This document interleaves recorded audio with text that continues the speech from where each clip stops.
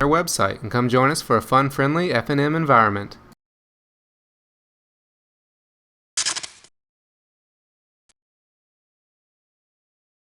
From KlotzProductions, and welcome to the quarterfinals of PTQ Theros at Something to Do.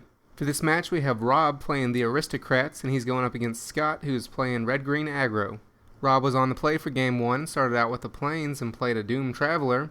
Then Scott laid down a Mountain and played a Rakdos Cackler Unleashed. Rob laid down a Blood Crypt, untapped, going down to 18. He then cast a Cartel Aristocrat and then attacked with his Doomed Traveler, taking Scott to 19. Scott then played a Burning Tree Emissary and used the mana from it to cast a Flinthoof Boar, however he chose to pass his turn without attacking. Rob then laid down a Cavern of Souls, naming Wizard on it. He then played a Boros Reckoner, but also passed back without attacking. Scott then put a Stomping Ground into play and paid 2 life to have it enter untapped. Then he chose to attack with his Flinthoof Boar.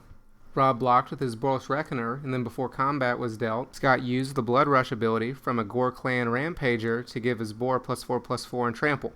This killed the Reckoner and rolled the 4 damage over to Rob, dropping him down to 14. Rob chose to use the damage dealt to the Reckoner to kill Scott's Emissary. Then post-combat, Scott played a Stromkirk Noble before passing the turn.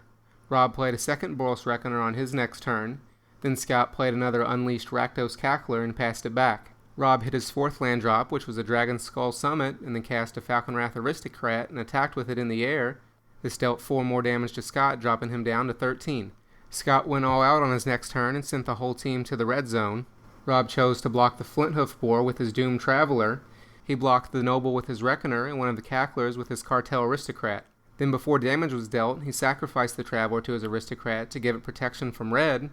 However, in response, Scott used a Searing Spirit to kill the Aristocrat.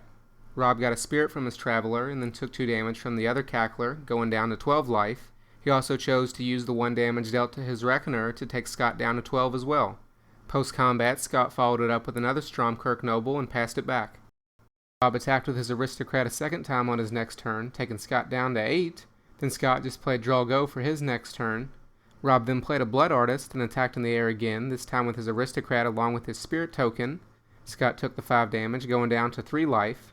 Rob then used an Orzhov Charm to kill Scott's Stromkirk Noble. The Blood Artist trigger took Scott down to 2, but Rob's life stayed the same from the charm.